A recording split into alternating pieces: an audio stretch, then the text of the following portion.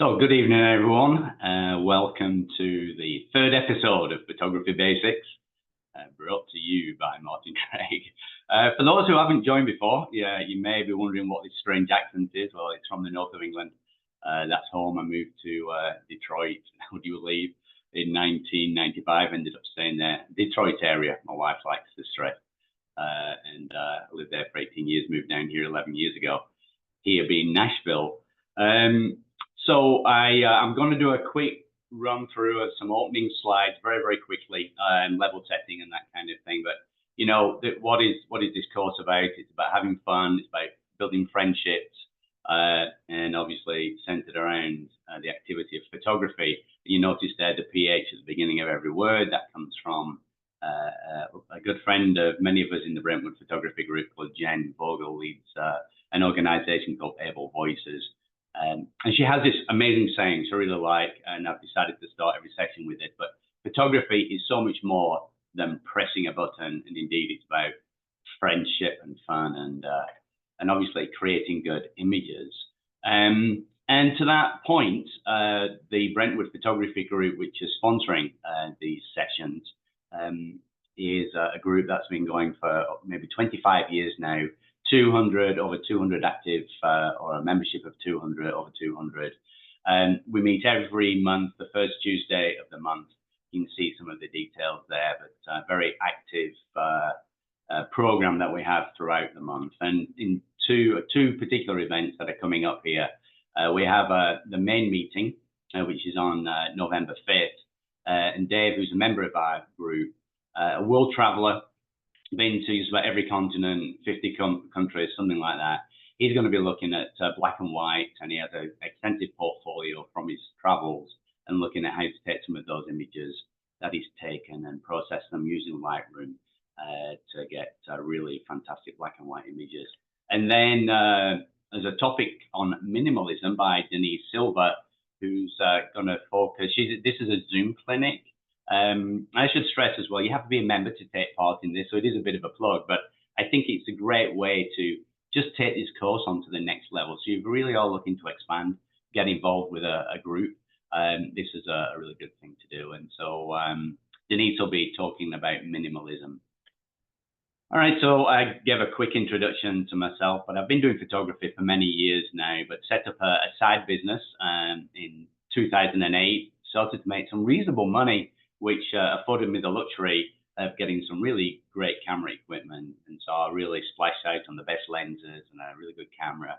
I've learned over the years, it's not about the lenses or the great camera, right? It's so many other things. You need a half decent camera, of which today's phone cameras are actually very, very good.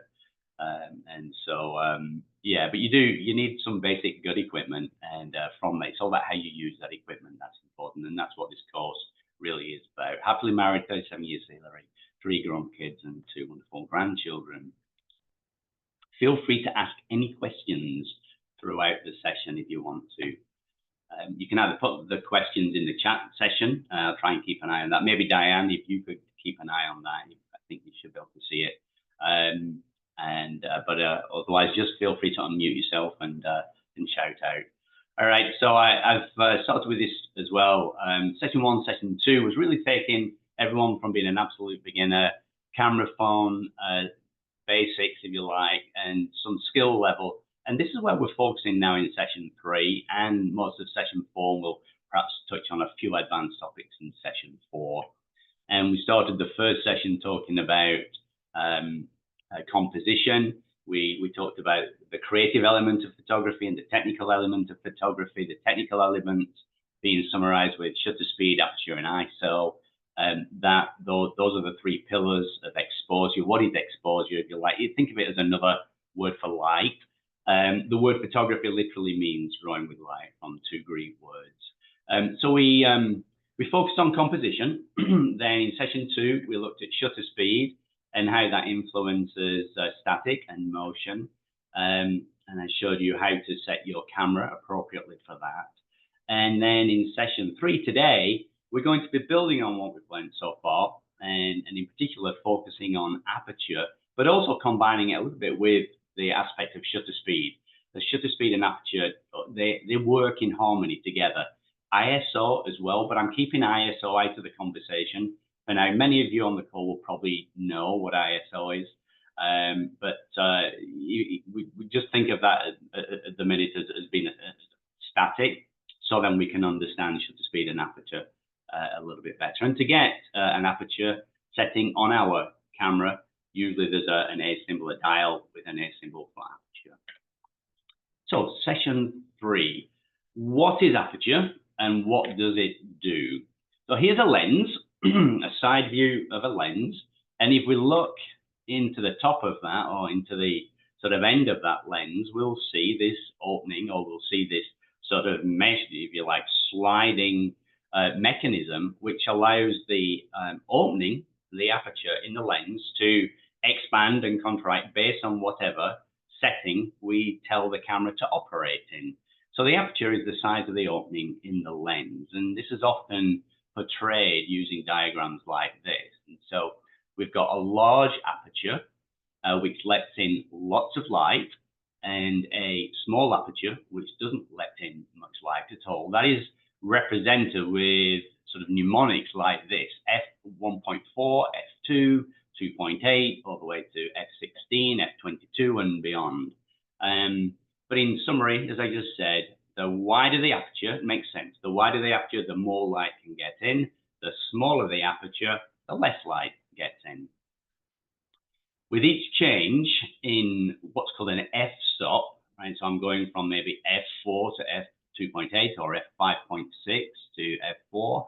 The amount of light that enters the camera doubles, and that's an important thing to remember.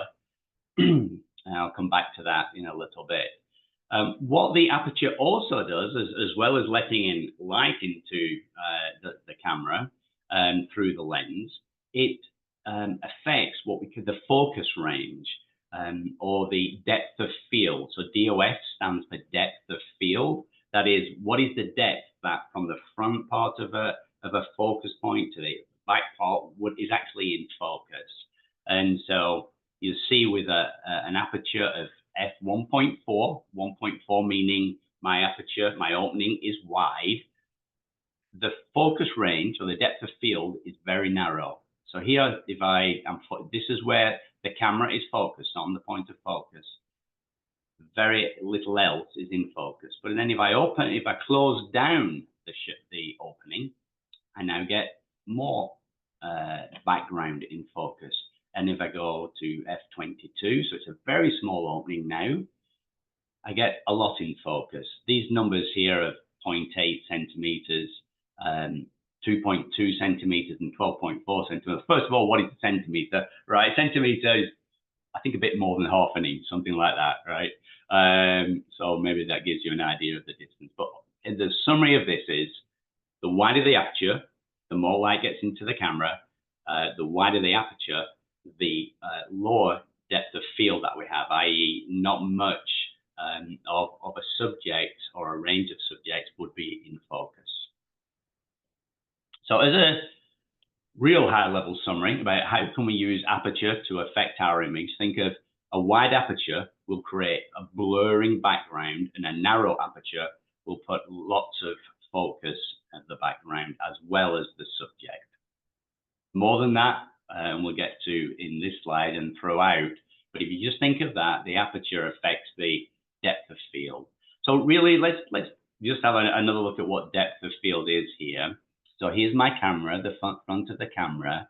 This is what is called the focal plane. So I'm focusing, or the camera is being focused on the middle of this bench here.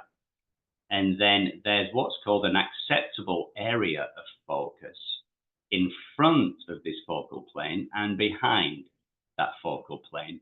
Notice that the area in front of the focal plane is less than the area behind the focal plane. And one of the things I'll try and remember later on when you're thinking about focusing and how much to have in focus. Let's say you're doing some landscape, you focus a third of the way in to the image, such that the third in front of that focal point is in focus, and then 2/3 behind is also in focus. And so you can see beyond that line, it's blurry, and in front of this line, it's blurry as well. So there's just this area which is in focus, and that's called the depth of field. There's a formula which you absolutely must memorize in order to be able to understand this. Absolutely not. You know, there is a formula. I might touch on that later if I feel confident enough to try and explain it. I do understand it. Explaining it is another thing, though. But you know, as I said in, I think, the first session, there's rules and there's formulas, and honestly, we don't need to understand those. Sometimes we have to, it's good to appreciate them, especially some of the rules, but really you don't need to understand them at all. What you do need to understand is if we have a wide opening, it lets more light in, and if we have a wide opening, we have a narrow depth of field. And also, just rounding out what I said on the other slide, a wide aperture gives us a blurred background and also a blurry foreground. A narrow aperture gives us more in front and behind the subject that's in focus. There's a little bit more to this though.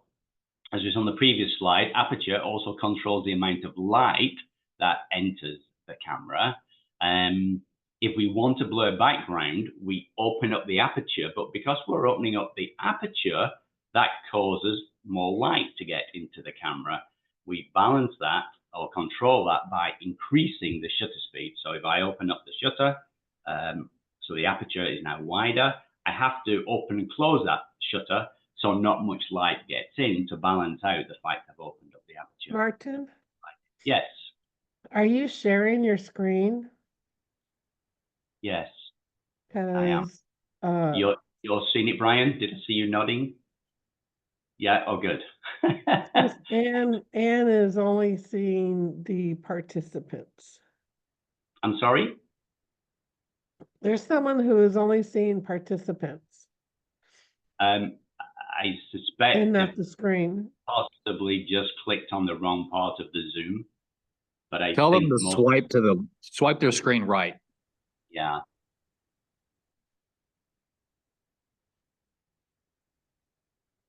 Yeah. And did you hear that? Okay, it looks like she's put yes, all set now. Thank you. Right. Thank you, Anne. I'm sorry that you weren't able to see it. But you can watch that first part in the recording if you want to do that. So in summary, the amount of light entering the camera is controlled by balancing the shutter speed and aperture. Right, so here's that sort of wooded forest scene that I mentioned. Let's compare an aperture with an f-stop of f10 to an f2.8. So this is my f10 image, and this is my 2.8. And remember, the higher the f-stop, the more of an image is in focus. The lower an f-stop, the less is in focus from front to back. So I probably focused, I'm going to guess, with my camera somewhere around here in this image. And you can see from front all the way to back, it's in focus. On this one, I'm using an f2.8. I was out for a walk and I was probably just snapping with my camera. I saw the scene, I loved this path and what it did. Probably wasn't thinking too much. I wouldn't normally, if I'm honest, use 2.8 for what I'd seen. I was just an average and I wasn't really paying attention. But it's a good example of what you get. And so it's a good example as well of what you get if you don't pay attention to the settings, right? And so it's a little blurry here. That's okay. You know, you might consider that's just a creative element to this image, and I wanted full focus back here. But honestly, if it was me, I prefer this image where everything is in focus. I don't think I'd be losing anything here if this was in focus. And I know certain photographers really frown, some real world-class architectural landscape photographers really frown on this kind of thing. But again, it depends what you're going for, and it's entirely up to you. Whether other people will frown or not, it's entirely up to you. So we're in focus. This is in focus front to back. This is slightly out of focus.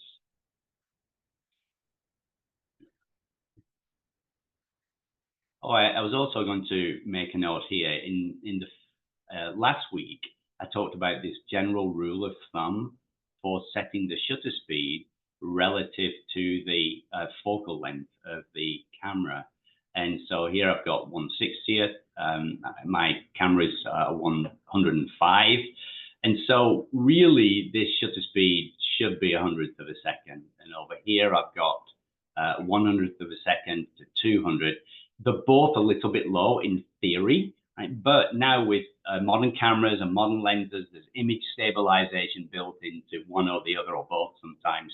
And that really gives, that makes the camera equipment very forgiving. But again, remember what I said last time, when you're taking any kind of image, really, get your elbow into the side, put your hand underneath, hold it firmly so you've got several fixed points. I've got this hand, and my elbow in the side, which helps with any vibration or movement. But with today's cameras and the lenses having that image stabilization in there, they are very, very forgiving. All right, so this is kind of a fun shot. I love to take these kind of shots, and as I was trolling through my images earlier for examples of this, I thought it would be good. Right, so this is Hillary, my wife, taking a photo with my daughter, and you can see what I'm quite close to Hillary here. My f stop is at 7.1. Which is kind of mid-range, right, for things being in focus or not. That would be kind of a mid-range number. And you can see Hillary's earring is out of focus here. The camera, this phone is in focus. I was focused on that point, and Elizabeth is out of focus. Over here, very similar settings. I know this is f.8. It's pretty close to 7.1, that it wouldn't make that much difference. But I've stepped back a little bit to get more of the scene in, as my dad now, granddad, climbs over this, what's called a stile in England. And Hillary's taken the picture, obviously, but in focus and more in focus here. So the key to this is, you can't say that f7 gives you this much this depth of field amount, distance from front to back. It depends how close you are to the subject that you're taking an image of as well. So it's kind of complex, but the general rule of thumb for all this is, if you want things in focus from front to back, go for a high f-stop, f11 upwards. If you want things that are blurred front and back of the subject, then go for a lower f-stop. And sometimes you just have to play around with it. And again, as I was trolling through images, I just thought I'd show this one. I just thought this is typical England, of a guy shaving his sheep there. I did get some pictures of him afterwards. He didn't look too happy. He was a pretty grumpy old chap. But so I was hoping to get one of real character. But he was okay, really. But I thought it was good. Anyway, it is, I've got blur here, and that's okay, right? The drain pipe's blurry. Definitely in focus. The key element is in focus. And then it's slightly soft. So, I wouldn't say it's blurry, right? It's just soft. And I think it's a very, very nice image that kind of captures something very, very unique for England. This is actually an image. This was my very first commission that I did. So I told you in 2008, I set up a photography business, and this guy's a male model, but also amazing jazz musician, had a band, and has done several albums, CDs back in the day. And so he asked me to do some portrait work for him, because he was doing a new album cover. And so this is the image straight from camera. And then and I sent him a whole set of images. I did convert this to black and white as well. I gave him the option. And he loved this image, and he said he just wanted it sort of framing. So I guess text was going over here and things like that. But 84mm f8. The key point here is that when you're taking portraits, you often sort of get, as the subject or the model to turn slightly. And so you need to, if I'm turning this way and the camera's here, you need to make sure the camera is focused right on this eye as opposed to that eye. This would not have worked if this eye had been in focus and this one was blurred. But I must admit, I was really pleased with that image. It gave me a lot of confidence, and helped propel the photography business I was running. So let's move into flowers a little bit here and go through some of these. This is again obviously a tulip. I've put a flash on this. I think it's harsh, right? This is an example of not a great shot. A shallower depth of field would have been better for this image, so I either could have got closer to it, which would have blurred the background more, or I should have, rather than 5.6, I should have stepped down to f2.8 or something, assuming the lens allows you to do that. So, that's actually an important point. Not all lenses go that full range of 1.4 up to f22. Most go up to the higher end, certainly f22, but a lot of cameras are limited by how far they can go down. Most cameras will probably get at least 5.6, but lenses, but not all lenses will go lower than that. And so you are restricted sometimes about how shallow you can get that depth of field and the blur. And that's why it is worth investing in a decent lens. This is a 50, no, it's not. I get to the 50mm lens. This is a 50mm lens. I'll come to that. Yeah. So this one though, it's the same lens, 5.6. And what I've done this time is this was on the same evening, I believe, no flash, but I've managed to get the B with this. This is a line of mulch that's going off into the background. So I've created some nice separation by doing that. So even though the lens may have limitations, and this is what you get if you don't really think about what you're doing and the positioning and things like that, position the subject in such a way that, because the reason why this doesn't work is this thing is relatively close, so it doesn't blur out enough. I positioned it here so then I don't have anything right behind, and therefore it seems like it's blurrier. I talked about investing in a good lens if you've got a digital SLR. This is a very inexpensive lens. It's a 50mm, and it goes down to f1.8. This lens was less than $100, and you got a very nice shallow depth of field on this one. The amount of light entering the camera was balanced using a relatively high shutter speed of 1/320th, i.e. I've got a very wide opening. F2 is very wide, and in order that the image doesn't become completely blown out, that means overexposed, meaning it's basically white. You don't get any detail. It's just way too bright for the sensor to capture that information. You have to restrict the amount of light that gets in by increasing the shutter speed. Another couple of images here, just an example of a nice shallow depth of field. One of the things that's important here is I've got the separation between the two flowers.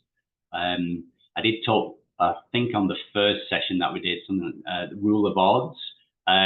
This kind of works because it is sort of balanced, because this is so out of focus. I actually think it would have been quite nice if there'd have been third flower brought in, but I think there's a certain balance there that does work. 1, 2, 3, 4, 5, 6. Again, I've got even there, but that's okay. The focus is on here. And what I wanted to talk about in this particular case is I'm using a macro lens. Macro lenses help us get very, very close to the subject. And when we get very close to the subject, the ability to capture a broad depth of field is actually restricted. And so I'm using f22 here. And you can see with f22, it goes back to what I was saying earlier about being close to the subject and the lens differences. You would think f22 would give me a very deep depth of field. It actually does for a macro lens at 60mm. That's very, very close. Yeah. Now, if I could have put my this up to f30, maybe I'd have got a little bit more in focus. But ultimately, this is in focus. These are slightly out of focus. And again, that's okay, because I've got the stigma. I had to look that up, by the way, earlier. Is this a stigma or a stamen? I think these might be stamens. Someone can correct me, but anyway, that's the stigma.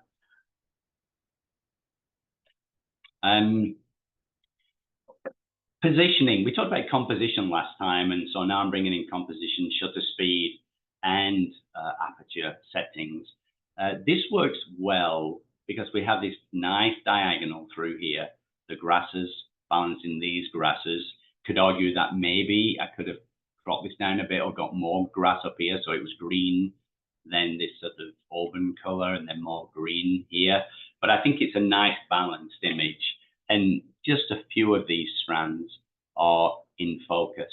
And I really like this image just because of the way it's this just simple, and yet there's kind of complex to look at as well in many ways. But then I've simplified it even more. So this is not a cropped image of something like this. This is how I took the image. Very fast shutter speed. There was lots of light, f7.1 to 200 millimeters. So I'm using a zoom lens for that. But again, there's no distraction. Everything's because of how close I am to the actual subject. The background is blurred out. I wanted to point out with these two images, I see a lot of people post pictures of flowers, and on Facebook, for example, and you'll see comments like, "Oh, it's a very beautiful flower," and whatever. And many of them are sort of looking down like this. And sure, it's beautiful from a color standpoint, but honestly, it doesn't really do too much for me, if I'm honest, as this shot. And in fact, I once saw somebody post something about when you're taking the picture of a flower and you want to try and get people to be interested, and you've got to try and do something different. I mean, flowers have been photographed just about every which way, and there's almost nothing new. But for me, top down, and generally it's recognized that photographing a flower looking down isn't the best, most flattering view of a flower. You can see I've taken a nice sideways look. This is processed a little bit in Lightroom. I've created kind of a soft effect to it, but I think that's a very nice. I've isolated the flower very nicely, and I've got a very shallow depth of field f-stop setting, which creates a shallow depth of field. And then looking at other images of people, this is the what do you call him? The president of the university that my kids went to, Lee University in Cleveland, Tennessee. And I've set this. I had a zoom lens, f2.8, shallow depth of field here. Everything's blurry, slightly out of focus behind him, but that's okay because he's the main subject. And I really kind of like this image. I sort of wonder what he's talking about and why this guy here is looking over here, sort of maybe thinking he's probably said something wrong or something. So there's a story behind that as well for me. And then this one, this is actually, this has some really nice memories for me. And, photography is about creating memories, and photography is about telling a story as well. This was a couple that I got to know over a very short time span. Very sadly, this lady didn't have long to live, and so the husband wanted some photos, and I have some really nice images of them just a few months before she died. But this is a really great image of them sort of walking off together. Very shallow depth of field. So this is that lens, which is less than $100. Very shallow depth of field, wonderfully in focus here. And then just enough focus on the boy coming down the pathway here. But really, for me, tells a really nice story and wonderful memory with it. Okay, so I'm going to go into a demo here. Are there any questions from anybody from what I've said so far? So just to clarify, the smaller the aperture, the less light goes in. So that's what you're giving up when you get sharpness, but you trade it for the amount of light. Correct, but Okay. you can offset that by changing the shutter speed, so you will get in the required amount of light. Okay. Great. Yeah, so you have to set then a slower shutter speed. If you've got a slower shutter speed, right, think of it doing this. So slow shutter speed, it opens. This is not quite accurate, but it opens and closes. Now, that would let a lot of light in. That doesn't let a lot of light in, right? And so that's what I mean by it's a balance between aperture and shutter speed. So a narrow aperture, generally, because that doesn't let a lot of light in, you have to go for a slower shutter speed. Yeah. The problem with that is if the shutter speed is too low, you can get vibration and movement, which is not good. Okay. And since you asked the question, there is this setting, which I said I wasn't going to talk about, ISO, which also helps balance that as well. But I don't want to put three variables out there. Let's first of all understand the relate. That's a great question, by the way, Molly. My lights are flashing here. Yeah, so the smaller the aperture, the slower the shutter speed as well, in order to compensate. Okay. A few people sent comments to me after the, for those on the first session, you remember the bridge that I did from Charleston, where I took a phone camera image as my son was driving along, and I quickly snapped the sort of the bridge structure, and it was a very bland blur phone image, right? But I processed it actually on the phone, and also new iPhone 11, by the way, guys. I am loving this. The camera is phenomenal on it. So yeah. What was I saying? Blur, kind of a blur image, but I processed it on the phone and it turned out great. And then I did it in Lightroom. And a few people sent me notes and spoke to me at the group about how they would like me to process more images like that. So I'm gonna do that. So here's one. Uses a wide angle lens, or 1/60th of a second with an f-stop of f11.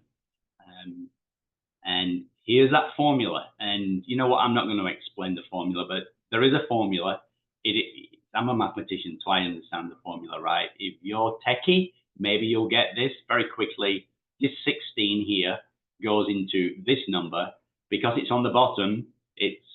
Then you've got a small number going into numbers up here, and so that means the smaller this number, the more depth of field you have. So don't worry about that if that made no sense at all. If you get it, you get it, right? As I said earlier, it doesn't really matter. So this is the original image that I have, and I process this in Lightroom, and I'm hopefully going to show you how quickly and easily you can take something like this, convert it to this. And I think we would all agree this is not, you would pass this image if anybody showed it to you, right? It has this distracting element.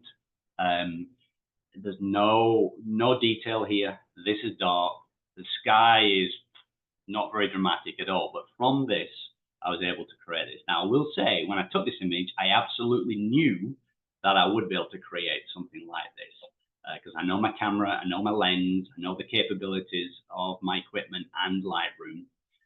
So I had some kind of idea as to what I might do with it. What I'm trying to say is I've lost no detail. Because this is black, it's actually only black because of the way, because it just looks dark. There's actually a ton of detail hidden there that Lightroom and other post-processing tools will bring out of images. So let's go into Lightroom and see if I can reproduce that. All right, as an old magician friend used to say, nothing up my sleeves. Here we go. The first thing I'm going to do is get rid of this up here.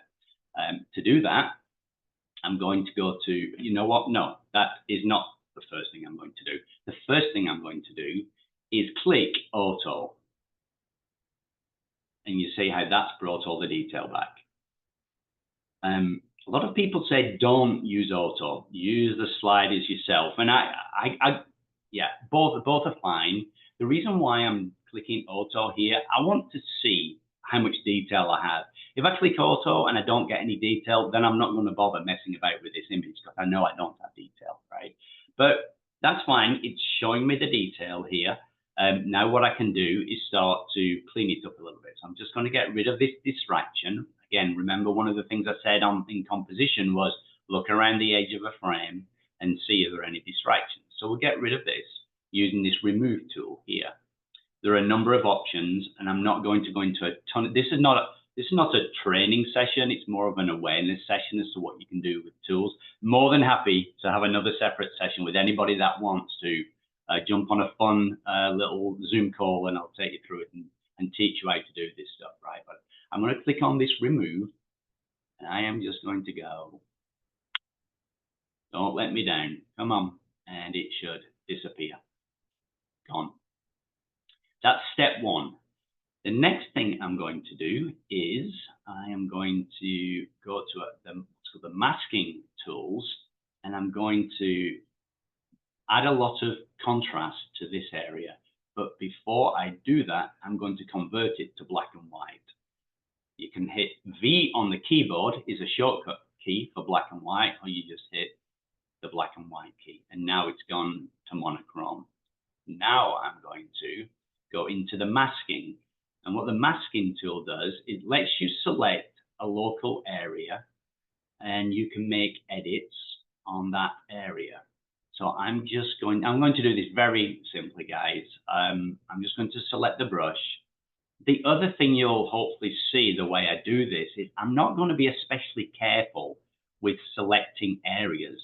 That's one of the things I really love Lightroom for. So I'm just checking, I've got a feather amount here. So this is my brush. You see there's two circles there. If I move the feather over, it's the circle, the inner circle, which one is it? The outer circle is getting bigger. That just means there's more graduation from the middle to the outside. And so I want a sort of a medium feather on this. And I am just going to, I've got this tick here on the show overlay, such that when I paint, this is telling me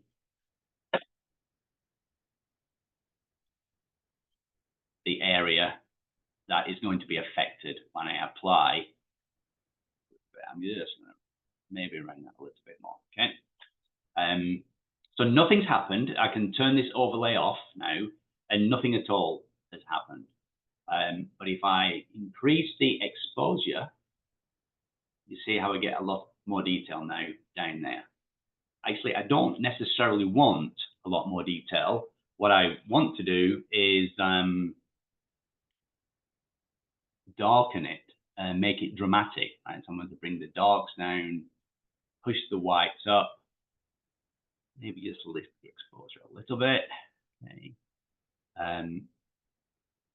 And honestly, I'm literally just completely guessing what the numbers are. I know if I go make the blacks blacker and the whites whiter, that creates more of a dynamic range or contrast, and that gives you that punch. Yeah. So here's a before and after of what we've done so far. You hit the, oops, that's because I had that wrong image. Let's go back here. Let me turn it off here. Yes, and there's, I've turned off the masking on. And you see it's gone from being kind of a neutral gray to something which is quite punchy. Yeah. And now what I'm going to do is work on the top part of the image by adding a new mask, and I'll get the brush again. And I am just going to go.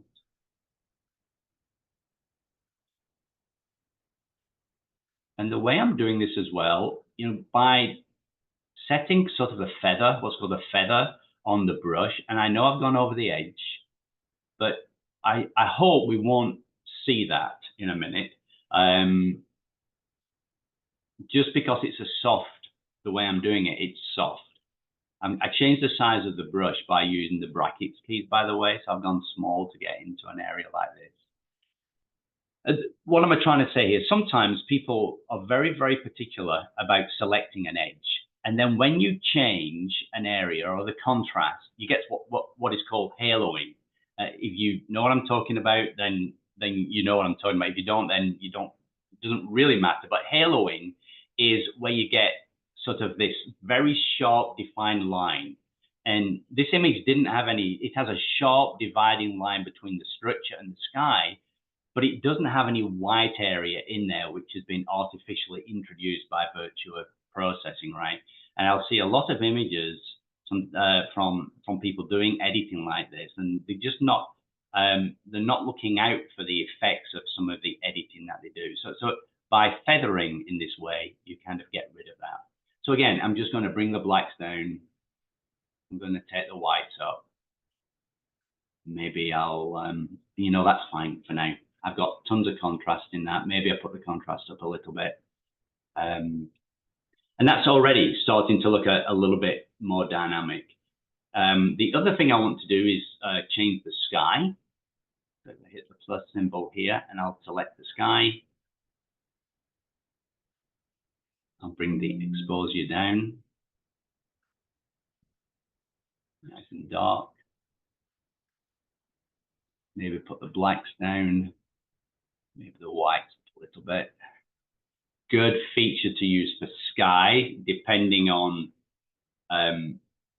whether, yeah, some people don't like it when you take this is called clarity. Clarity is really just think of contrast. You know, boost that right up. Hopefully you can see what it's doing to the image. If you think about it, clouds are fluffy and soft. They're not harsh. And when you move clarity up, it makes them harsh. But honestly, people love it. They are, you know, dramatic. So there we go. If I take the exposure right down as well. This area here is kind of distracting to me. And there's several ways I can fix that. Let's try one way. I'm just going to go back to the remove tool. And I'm going to take this heel. Now I'm going from sort of what was removed. Now I'm using the heel. And I'm going to select this area. I'm going to let go. And hopefully they see what Lightroom has done. It's selected another area and pasted it over the area that I'd painted. If I didn't like what it's done, I want something different, I can, it's going to let me, I can move it to get something else to my liking. But you get the idea of what I've done there, which is a really nice effect. Can I go over here? Let's go to history. So that's what it's like with it. That's what it's like without it. And it just removes that distraction.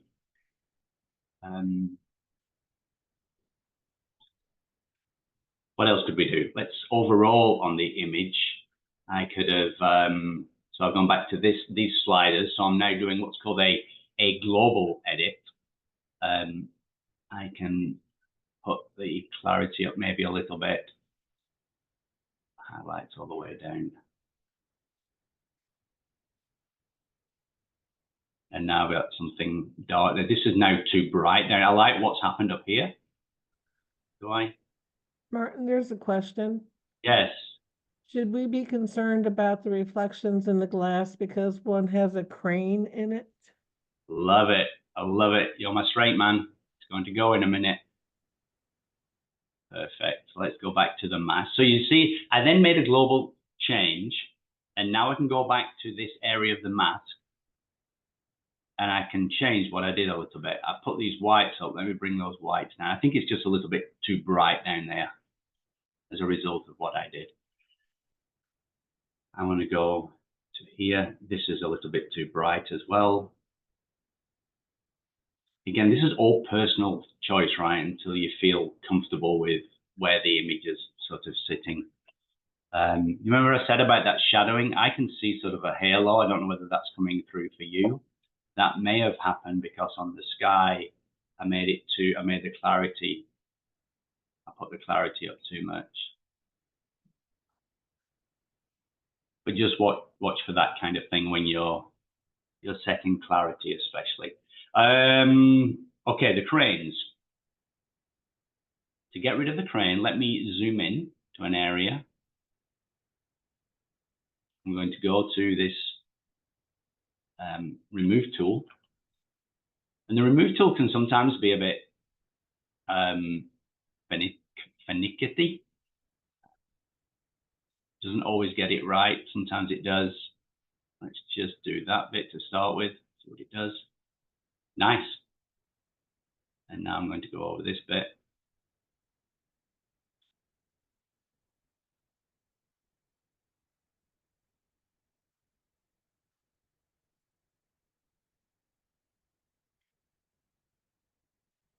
Like I said, that's a bit finicky. You can always go over it several times. It's going. When I did this earlier, it took one brush stroke. Yeah. Let me go to this heel. So there's, you know, one way doesn't work. Try another way, and that's kind of getting there. So we could work on that more and more, and it would I'd be able to get rid of it eventually. But if I zoom out now, it's pretty much gone, and then I could work on the other bits and pieces as well. So there we go. That's kind of a very, very high level overview as to how to take an image from something which was fairly, blur to an image which has a lot more punch to it. There's several other things I would do. I do have a little bit of a halo here, and I can't remember what I did to get that in. Can someone give me a nod, or can you see a halo? Does it? Yeah. So I don't know what I did there, but I introduced something, but never done that before on all my practice runs.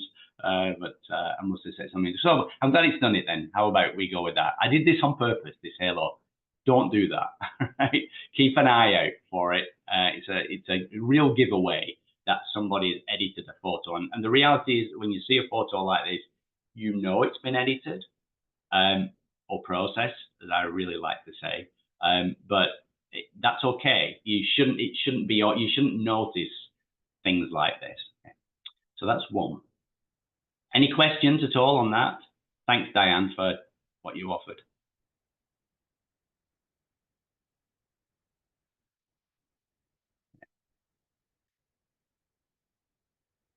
Then what's the time? We've got a few more minutes.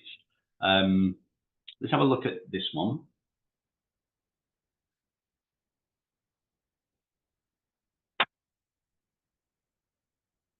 I took this image. This was actually in a greenhouse, and it was really nice lighting, right? So I wasn't outside. It was nice and bright, and it kind of had that sort of shading protection for the plants. And so the lighting was fairly good, fairly balanced, not too harsh. And I saw this, and I thought, you know what? Absolutely. I know what I'm doing. Rule of thirds, right? So I've kind of got the flower shifted slightly to one side on this, and the bee kind of on this third line. I've got some nice space over here. Super pleased with it when I looked in the back of my camera monitor, and I thought, great, what a fabulous image. And then I looked at it afterwards, and I thought, you know what? It's not really. It's not doing it. This is way too distracting, right? It's not blurred enough. Now I'm at f7.1.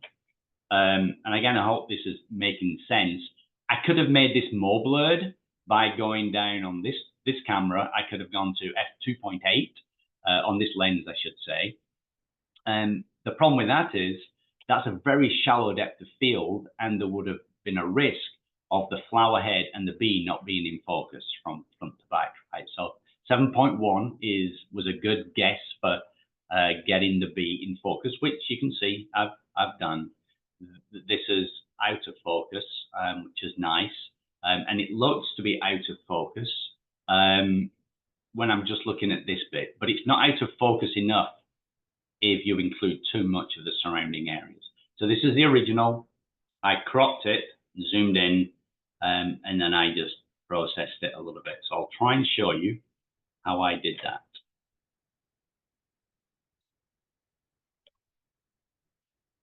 Here's the image over here. First of all, I'm going to crop it.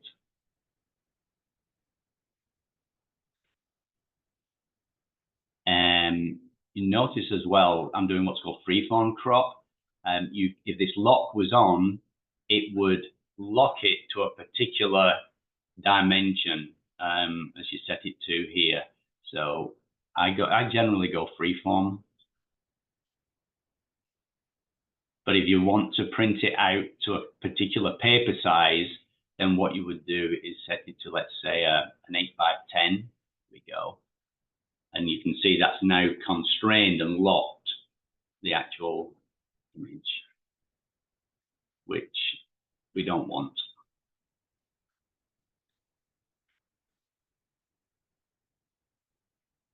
So that's, I think, okay-ish, right? I do want to rotate it slightly. So let me just show you what that looks like.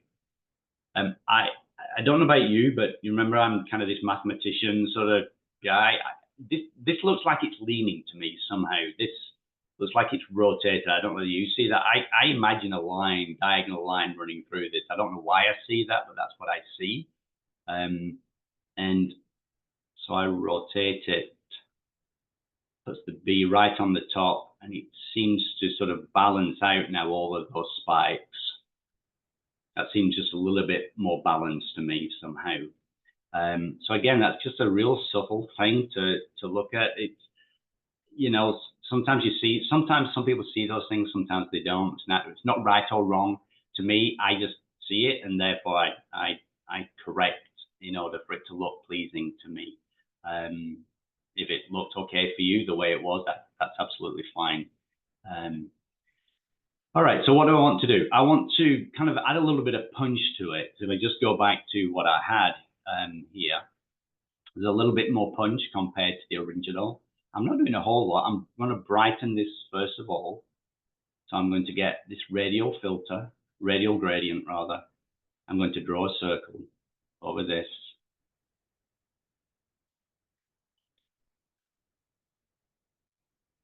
And then I am going to lighten it a bit. That already looks nice. I'm going to add some texture, and that brings out some of the fine detail. If I try clarity, which I don't think will work, that just makes it too harsh. Remember, it's a flower, and flowers are fairly soft by nature. In fact, sometimes what I do with flowers is I do what's called a negative clarity, and that gives it kind of a softness as well. But I'll leave it at 0 in this case. I also try dehaze just to see whether that brings out a bit more contrast. Dehaze is created if you're doing photography as landscape and you've kind of got, you know, what's called atmospheric haze, and you use this dehaze slider. It cuts through sort of that haziness. But it's actually a really great slider on a landscape. I don't know whether it will do it here. It can kind of add fog. You see how that's kind of gone white, misty. And if you push it up, it gives it really grungy, contrasty setting. But I don't think I need too much dehaze on this. Just brings out a little bit of detail. What I might also do is add some sharpness to that. And now I see that this has become sort of really nice and sharp around there. The other thing I want to do is make now the outside of this a little bit darker. So I'm going to add another mask, radial gradient. And I'm kind of going to draw over the same area, which might seem strange, but in a minute it should make sense. I'm going to invert that. Therefore, the selected area is everything around this circle. So this is the area where nothing's going to get affected. Then in here, it's going to feather or grade gradually out to where the effect is in full force over here. So it transitions nicely. And I'm just going to bring this down. And by bringing it down, it just adds that sort of contrast. And for me, just makes everything a little clearer. You can play around with contrast. Maybe I add some saturation to that, although it's already fairly nicely saturated, possibly a little bit too dark. Okay, but that's definitely brought some punch. Now I've brightened this up a little bit, but I add that dehaze, which kind of helped with the contrast. And I've got separation between the inside of the flower and the outside, which I really like. So I think I should be able to do, yeah, there's the before and there's the after. You can see the circle. So before, after. The B is a little dark. So we'll go to the radial, to the masking tools again. Let's see if this works. Sometimes you can do select, like how you can do select subject, select sky, select objects, select people, select the background. Let's see what it does if I select subject. And Lightroom's supposed to use some AI algorithms, and yeah, it selected the flower thinking it's the subject as well as the bee, which you can't blame it really for that. So what you can do, let's get rid of that. is to select object, and this then gives me a brush. And in theory, depending on what the actual object is, it sometimes selects it for you. And I will tell you that sometimes it works and sometimes it doesn't. I don't actually think I need to fill it. I think you just need to go around the outside, but I'm filling it anyway. Let's see what it does. And it's selected most of it. Not done a bad job. It's done a better job than it did earlier. Now I've just got this little bit up here. And again, you can do now an add. So I want to include more, right? So I've got part of it. If we just click on add, I could click on a brush and then just brush over that carefully. You know what? That's what I'm going to do. I'm just going to get a brush. And I'm just going to do that. I'm going to go over the eye, the head. And again, I've got a feather on here. So I'm trying to stay on the inside of the body and not go over the outside, but that's good enough for jazz. And then I can, with that area now selected, I can bring back some brightness, which I lost when I darkened the whole of the background. A little bit too bright on the yellow. And that's not looking too bad. You know what I would do if I was doing a little bit more, I'd probably just now select another brush, maybe just brighten the eye a little bit. This looks still a bit too dark. And I'm just going to increase that, see if I can get any detail back there without it making it too bad. Yeah, it's good enough. And of course, you can really spend a lot of time creating these masks, being very careful. But on subjects like this, it just lends itself to being, you know, fairly approximate, and you're okay. And I think that now is an improvement on what we had before. Not a lot of change, right? Now you could argue, why do we need to do this, right? If I take a photo with my phone, do I need to do all this processing, or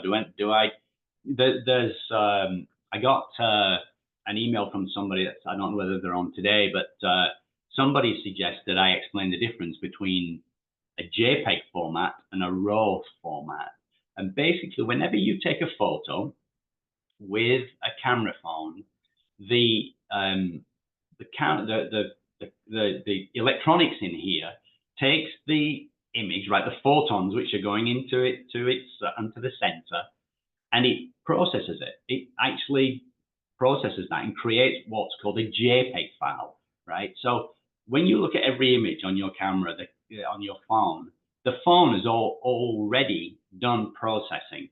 What I'm doing here, because my camera does take JPEG images and has in it a little computer and electronics which creates a JPEG, meaning as the light comes in, it hits the sensor, and before that image is kind of locked and loaded on the memory card in here, it processes it and applies its algorithms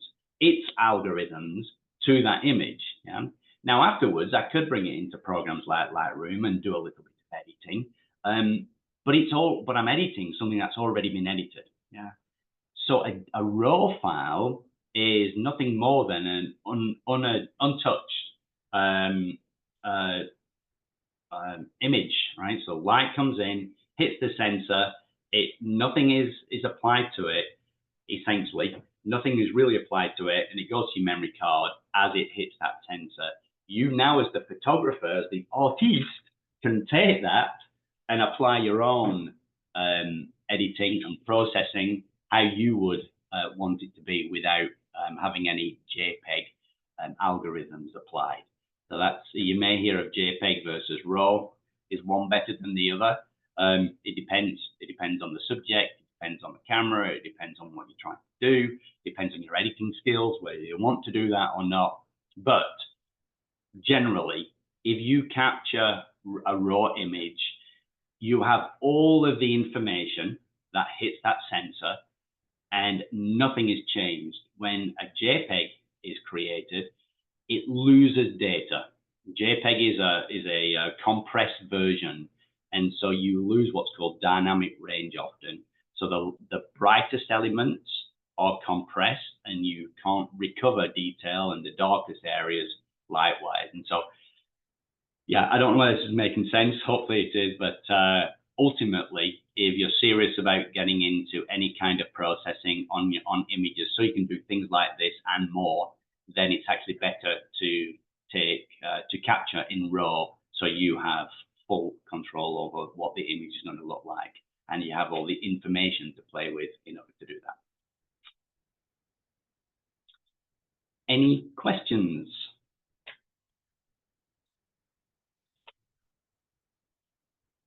Right. So that's it, the end of session 3. I don't know whether any of you are practice anything of this, but you know, practice is really, you know, you can take all the theory, and I'm trying to show lots of examples, and you know, until you actually do it, it's just not the same. So whether you're using a camera phone or a real camera or a digital SLR, go out and practice. And a good practice maybe find a subject, take an image of it with a particular f-stop and or shutter speed, right? But you know, maybe what I should, just in the last couple of minutes here, I haven't explained this, and I've been trying to be careful about how much information I give you, but I don't even know. I need to turn the blur off my lens. Just give me a second here. And there's another question. Yeah. Unrelated to the class, but how have some of you blurred the background of your Zoom camera? Is that what somebody's asking? Yes. That's literally what I'm about to show right now. So you go to video. So there's a menu bar at the top. You go to video, and there's a little down arrow, and it says blur my background. I'm going to turn that off right now, and you can see what I do for my day job. I still love my whiteboard, right? So let's got rid of the. You're not sharing. And would you believe it? Because it took me so long to sort that out. My battery's just died on my camera, so I can't show you what I need to show you. You know, there's plenty of videos out there. I'm hoping that people have some fundamental idea as to how to use their cameras.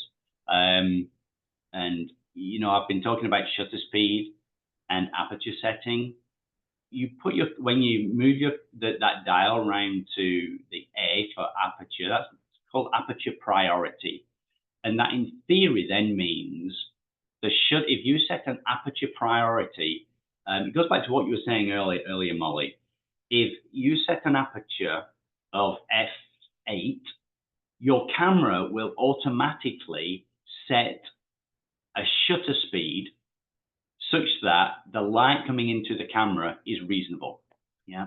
So you don't need to worry about shutter speed. You just need to worry about the aperture setting. The camera does the rest for you. Likewise, if you turn the dial to S for shutter speed, or what is it, TV on a Canon for time value, then that is the overriding control that you have. So you can change now the shutter speed. The aperture will change accordingly, such that the right amount of light comes into the image or onto the sensor. So one has priority over the other that you can control, and the camera will balance that itself. So that's why I say here, set your camera to aperture priority mode, let it worry about shutter speed, and then just take some images of the same thing, focus on the same point, but change the aperture setting, and hopefully you'll see the effect of things blurring or otherwise relative to the focal plane. And then if you want to do the same thing, set it to shutter speed, do exactly the same exercise. Actually, you can't do, and just see what it does when you change shutter speed. You'll see when you look at the data of the image, if you're on shutter speed, the aperture will change automatically by the camera. Hopefully that makes sense, but you've just got to try these things, and that's how it kind of sinks in, I think. If you have any issues, send me an email, and as always, print out your images. Honestly, it's the best absolutely the best way to learn. You'll see so much in an image when it's printed that you didn't see on the screen. So with that, thank you, Carol. Appreciate it. With that, I am Thank you. done. You're welcome. Any Thank- questions at all? Last call for questions. So if we're using our phones, the only way to play around with that is to have that slow camera app. So yeah, that slow camera app, I think it's called Slow. What is it? Slow camera? Was it slow something? Yeah. Did you? I think that was in my email. Did I send out a link in the last email? Slow camera cam or something. Slow shutter cam. Yeah. You can put Lightroom mobile on your phone, which I advocate, because then you can put into practice a lot of the things I'm showing you actually right on your phone. If you've got do you have an iPad, Molly? Yeah, you can do the same thing. Put the Lightroom mobile, and if you're using iCloud, and everything's synced, your images will be on your iPad. Use Lightroom on your on the iPad, and then you'll be able to do the editing. You can also take images with your iPad as well. Okay. And that's just a good way to learn. I mean, the cameras in these things are, yeah, you know, they're phenomenal for what they are. I say for what they are, you know, $1,000. It's $1,000. But would any of you go out and spend $1,000 on a camera just like that? But we do it on phones somehow. I don't know how Apple does it, but you know, but go and spend $200 on a camera, on a point and shoot camera, and you're actually getting a better camera than you are in something like this. But yeah, okay, off my hobby horse. All right, guys. Well, thank you. Feel free to send me any emails or anything. If I can help, I'll be happy to do it. And Kat, I didn't forget about your request for information on the printer. I just haven't had time to look it up yet, but I will do. Good night, everyone. Thank you. Thank you. Thank you. Bye-bye. Thank you.